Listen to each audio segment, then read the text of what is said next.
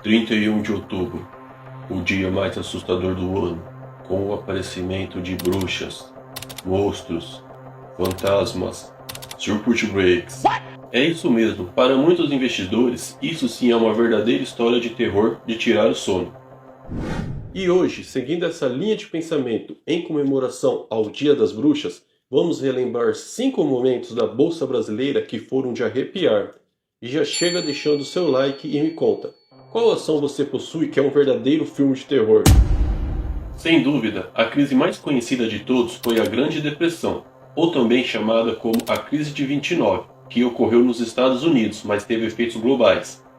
Para se ter uma ideia do tamanho da crise, o PIB americano caiu 50% e o desemprego disparou, saindo da casa dos 4% para 27% da população americana desempregada. Os principais fatores para ocorrer essa grande crise foi a superprodução, que se manteve alta mesmo com o consumo cada vez mais baixo, falta de regulação da economia, excesso de crédito e uma grande especulação do mercado financeiro. Esses foram alguns dos ingredientes para essa crise. Mas o assunto é o Brasil, então vamos para a nossa lista.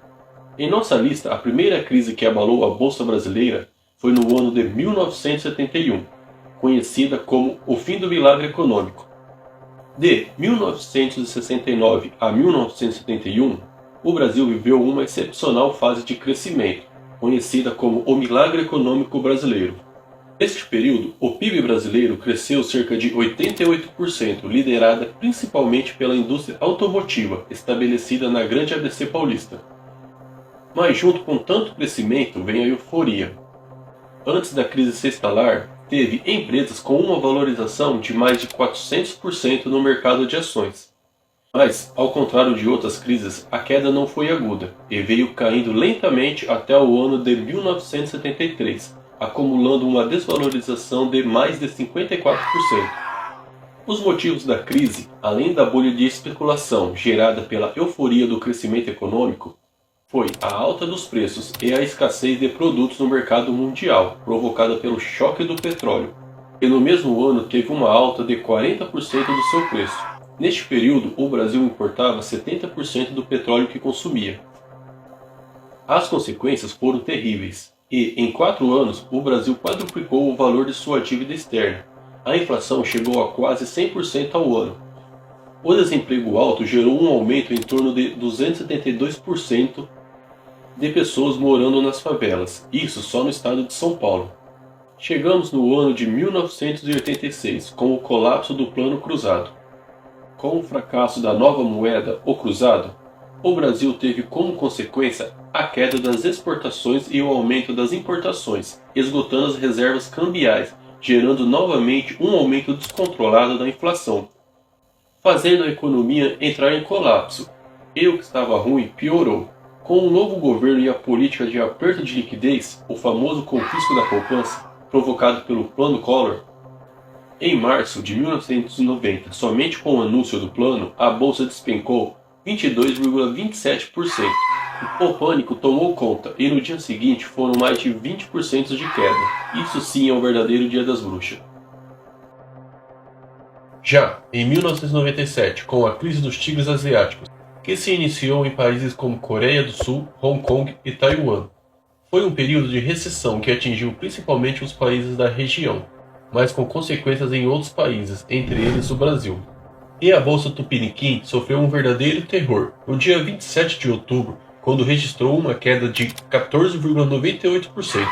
O susto foi tanto que nesse período se criou um mecanismo de segurança, que seria usado pela B3, o circuit break. De maneira simples, funciona como um botão do pânico, para paralisar as negociações por um período e acalmar os ânimos dos investidores. Toda vez que a bolsa registra uma queda de 10%, o sistema é acionado. E isso se mostrou tão eficaz que no seu primeiro dia de uso, na data de 28 de outubro daquele ano, a bolsa caiu 10%, acionando o sistema. Após a paralisação, ainda no mesmo dia, a bolsa registrou uma recuperação e fechou o pregão com um saldo positivo de 6,40%. No mesmo ano, a bolsa ainda registrou algumas quedas bruscas, como uma queda de 6,38% no dia 7 de setembro e 10,20% no dia 12 de novembro. Durante o ano, a bolsa conseguiu se recuperar e fechou com uma alta acumulada de 45%. Porém, no ano seguinte, com o fantasma da crise ainda assombrando, a bolsa registrou uma queda amarga de 33,5%, comparado com o ano anterior. O que causou essa crise? Muitos afirmam que a principal causa da crise asiática foram as políticas monetárias aplicadas por esses países, gerando um alto endividamento do setor privado. E, em julho de 2007, estourou a bolha do setor imobiliário dos Estados Unidos, a famosa crise do subprime. O motivo dessas crises foi os endividamentos massivos em hipotecas nos Estados Unidos ao longo dos anos 2000. As hipotecas são uma forma de financiamento imobiliário muito comum nos Estados Unidos, em que o imóvel é dado como garantia ao banco caso o tomador não consiga pagar as dívidas. Cabe lembrar que nos Estados Unidos os juros são definitivamente mais baixos como que estamos acostumados aqui no Brasil. Então, hipotecas é praticamente uma prática normal dos americanos.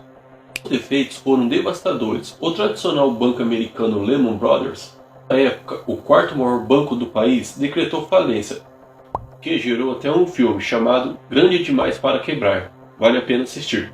E como essa crise de efeito global atingiu a bolsa brasileira? Em geral, os países emergentes, entre eles o Brasil, sentiram menos os efeitos da crise. Entretanto, houve de fato uma forte queda no índice Bovespa.